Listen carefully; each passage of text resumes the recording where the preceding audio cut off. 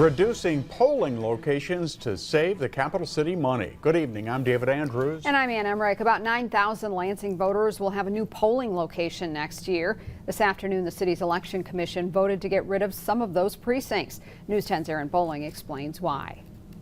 A new election landscape with changes such as 9 days of early in-person voting and expanded access to absentee voting. With less people voting on Election Day, the City of Lansing's clerk, Chris Swope, says they don't need as many in-person voting locations. In this year's city elections, 85% of the people who voted in August voted by absentee. So, that clearly tells us there's a change in voting habits here in Lansing.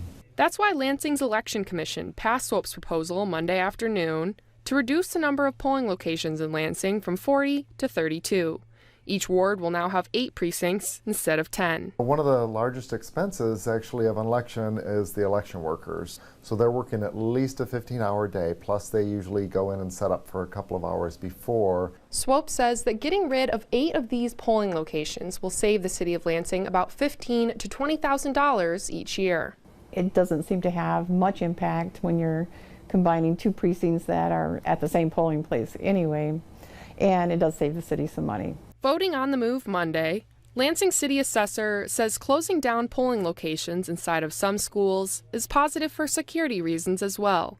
With each precinct costing a couple $1,000s per election, Swope says savings from the move will go towards covering the cost of early in-person voting. If we have like a presidential election, we can still put more election workers and more resources to get people through the voting process quickly. Making changes to the number of locations to match the changes in voting habits.